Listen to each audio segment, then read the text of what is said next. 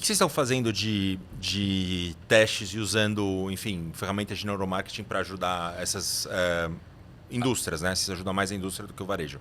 Hoje tem um movimento, a gente tem ambos, né? Mas hoje tem um movimento no mercado no sentido de democratizar, né? O neuromarketing ele sempre foi uma coisa inacessível, que é aquela coisa de laboratório, não cabe na minha verba, eu prefiro fazer a pesquisa tradicional, que eu sei que tem um monte de erro metodológico, mas aqui eu consigo fazer, eu consigo ter as minhas hipóteses, do que investir aqui, né? Numa ferramenta como um eletroencefalograma ou um eye tracking físico. Hoje, então, tem um movimento da IA, né? A IA vem ajudando a democratizar as ferramentas.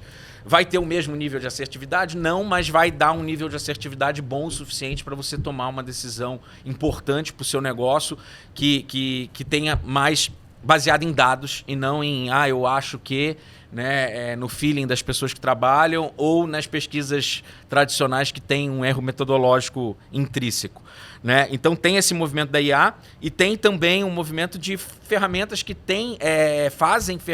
fazem pesquisa com seres humanos, mas através de plataformas online, onde você consegue otimizar custo e tempo, principalmente, né? Porque o laboratório ele demanda mais tempo e demanda também mais dinheiro, o que acaba inviabilizando, o timing passa, a indústria tem essa dinamicidade, às vezes tem lá o projeto que precisa ser lançado e aí não tem aquele tempo de fazer aquele projeto, né? Então eu acho que tem esses dois movimentos, né? Ferramentas online e ferramentas de IA para trazer mais essas possibilidades, não só para shopper marketing, mas para marketing em geral, né? Qualquer estímulo mercadológico, né? Independente do P que a gente está falando, né? Seja produto, seja preço, seja promoção, as diversas ferramentas de comunicação, hoje tem formas de fazer e formas baratas e rápidas de fazer. Que tipo de teste vocês já fizeram ou que você não precisa dizer o nome da empresa, mas algum tipo de... dar um exemplo, tangibilizar como é que podem ser esses testes para essas marcas FMCG? A gente fez um estudo, né? Não posso falar nomes, né? Porque a gente sempre assina o NDA, né? Com a empresa que nos contrata, mas a gente fez um estudo para um lançamento de uma embalagem numa categoria muito concorrida, com vários players grandes, e era uma indústria muito focada em food service, que estava entrando no autosserviço alimentar, estava entrando no B2C, né? E aí eles precisavam de ajuda porque eles iam competir com os gigantes, né? E eles precisavam criar uma embalagem que se destacasse, né? Embalagem eu falo para todos os meus ouvintes do podcast, para os meus alunos nas faculdades que eu leciono e, enfim, todas as oportunidades que eu tenho, que é a ferramenta de comunicação mais importante e mais subestimada também, né? Então, muitas vezes o trade marketing, que é o departamento que entende ponto de venda, nem é envolvido. Às vezes é marketing que faz e eu já vi algumas coisas, algumas aberrações de tipo marketing pensar numa embalagem que nem cabia na gôndola, né? A gente já viu de tudo, né? 20 anos aí. Então, a gente fez um projeto para realmente otimizar o processo atencional dessa embalagem e é importante a gente entender como que é esse processo, né? Como que é esse processo cognitivo para um estímulo mercadológico se destacar, né? Eu gosto muito da teoria dos 4 poderes, que é uma teoria do professor Babashiv de Stanford, que ele fala que todo estímulo mercadológico ele precisa passar por 4 poderes, né? Então, no primeiro momento é a atenção, ele precisa chamar a atenção do shopper, ele precisa ter algum tipo de engajamento emocional, ele precisa ter cognição, ou seja, ele precisa entender aquele estímulo e ele precisa ter algum tipo de associação de memória, né? Então, atenção, engajamento emocional, cognição e associação de memória. Ele passando por esses 4 poderes, a chance dele converter é muito maior.